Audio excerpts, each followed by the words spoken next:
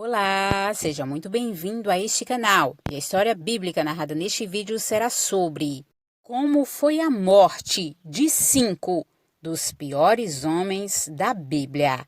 Já deixa o seu like e se inscreva neste canal. Vem comigo.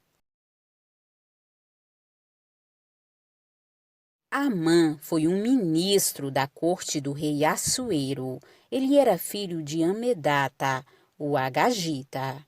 Sua história está registrada no livro de Ester. A Bíblia diz que Amã recebeu uma promoção do rei Assuero. Ele foi exaltado sobre todos os príncipes do império. Então, conforme as ordens do rei, todos os servos tinham que se prostrar diante de Amã.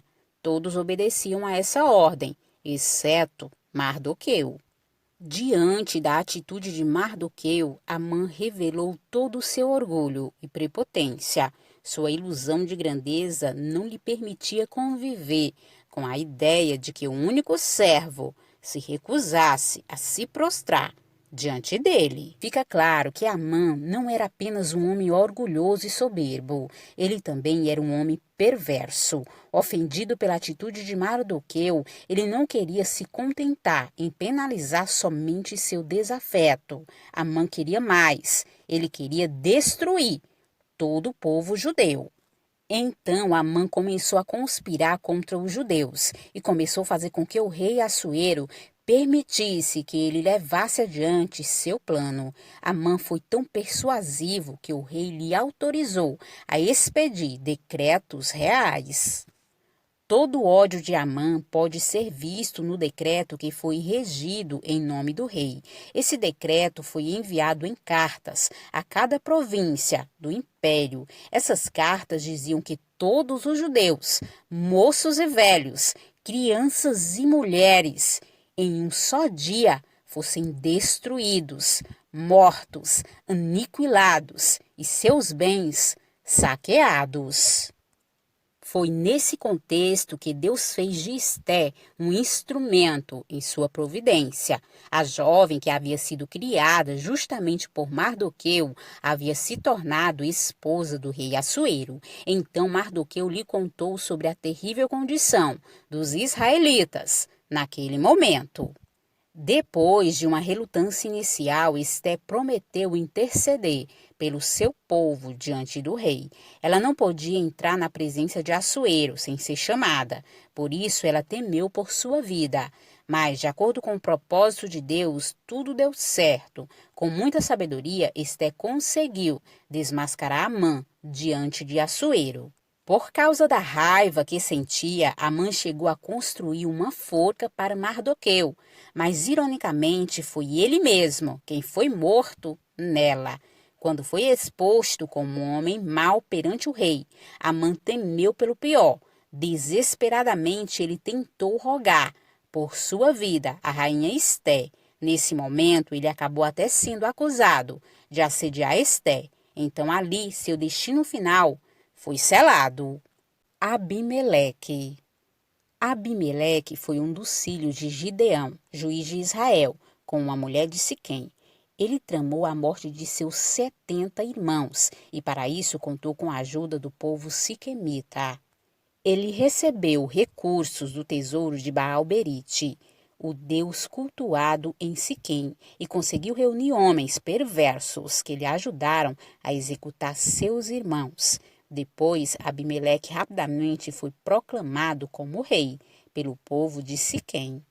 Somente seu irmão caçula, Jotão, conseguiu escapar de sua matança. Ele ainda proferiu uma parábola contra Abimeleque, dizendo que ele iria encontrar a destruição entre o próprio povo que o ajudou. Depois de cerca de 3 anos, Abimeleque começou a experimentar oposições e revoltas do povo de Siquém contra sua liderança. Então ele procurou suprimir a qualquer custo os movimentos que se levantavam contra seu domínio. Ele arrasou a cidade de Siquém e cobriu sua terra com sal para que se tornasse infértil.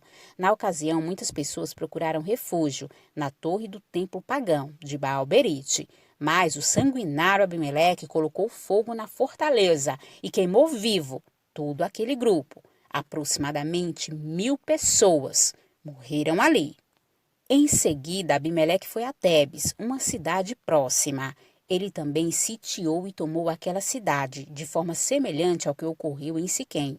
O povo correu para se refugiar numa torre que havia na cidade. Então, mais uma vez, Abimeleque teve a ideia de incendiar a torre. Porém, dessa vez seu plano foi completamente frustrado, quando uma mulher jogou um pedaço de pedra de moinho sobre sua cabeça. A pedra atirada pela mulher quebrou o crânio de Abimeleque, ferindo-o mortalmente. Como na época era desonroso para um homem morrer pelas mãos de uma mulher, o ímpio Abimeleque ordenou que seu escudeiro o matasse. De qualquer forma, a fama de que uma mulher lhe feriu mortalmente perdurou em Israel. Acabe. O rei Acabe era filho do rei Onri e liderou Israel por 22 anos. Ele conhecia os mandamentos de Deus, mas não fazia questão de obedecê-los. Ele era um rei muito poderoso e próspero, que fez várias grandes obras de construção, porém desagradou ao Senhor, promovendo a idolatria em sua nação. Influenciado por sua esposa Jezabel, Acabe passou a adorar o deus Baal, e por causa disso a Bíblia diz que ele foi pior que todos os reis de Israel que vieram antes dele. Por causa desse pecado de Acabe, Elias profetizou que não choveria mais em Israel. Depois de 3 anos de seca, o profeta confrontou o rei e, com a permissão de Deus, matou todos os sacerdotes idólatras do país. Acabe voltou para casa e contou o que tinha acontecido à sua esposa, que jurou matar Elias. O profeta então fugiu para o deserto e o Senhor o salvou da ira da rainha.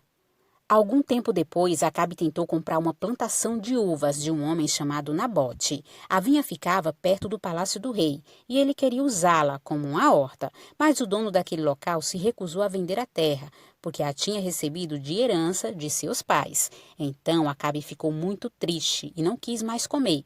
Naquele momento, sua esposa Jezabel ficou revoltada e mandou matar Nabote. Quando Acabe ouviu que aquele homem estava morto, ele tomou posse da vinha, sem nenhum sentimento de culpa. Por causa dessa atitude cruel e egoísta de Acabe, Elias profetizou que ele e todos os homens de sua família seriam mortos e os cachorros iriam lamber seu sangue, no lugar onde lamberam o sangue de Nabote. A profecia se cumpriu. Acabe foi para uma batalha disfarçado, mas mesmo assim uma flecha o atingiu e ele morreu. Os cachorros lamberam seu sangue no lugar onde Nabote tinha morrido, assim como Elias tinha profetizado. E mais tarde toda a sua família foi exterminada por causa de seus pecados. Jorão. Jorão de Judá foi filho do rei Josafá. Antes de assumir completamente o trono do Reino do Sul, ele serviu como corregente de seu pai por pelo menos 5 anos. Ele se assentou no trono de Judá oficialmente quando tinha 32 anos de idade. Naquele tempo, Judá e Israel eram nações aliadas. Inclusive, os reis Acabe e Josafá participaram de campanhas militares juntos.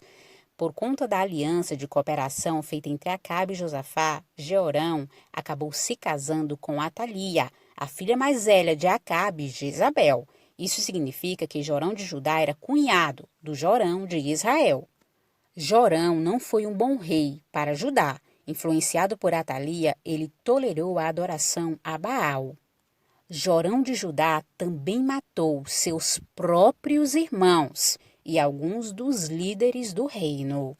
Jorão entrou em guerra contra os filisteus e os árabes. Suas esposas e seus filhos foram capturados, com exceção de Acasias. Por fim, Jorão foi acometido de uma doença terminal, muito dolorosa, que lhe levou à morte. Ele foi sepultado sem qualquer honra real. Tudo o que aconteceu à família de Jorão foi devido ao castigo de Deus por causa do pecado. Judas Iscariotes. Ele foi o discípulo que traiu Jesus. Ele pertenceu ao grupo dos 12 discípulos que Jesus chamou para acompanhá-lo, e seu nome sempre aparece, em último lugar, na lista que trazem os nomes dos apóstolos. Judas Iscariotes recebeu como pagamento para trair seu mestre a soma de 30 moedas de prata. A narrativa bíblica também nos informa que Judas esperou o momento mais oportuno para poder trair o Senhor.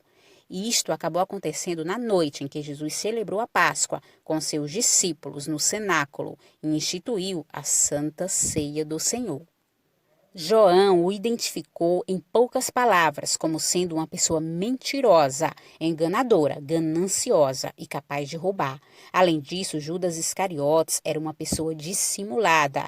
Diante do anúncio de Jesus de que havia entre eles um traidor, Judas Iscariotes foi tão frio a ponto de dizer: "Porventura sou eu, Rabi?"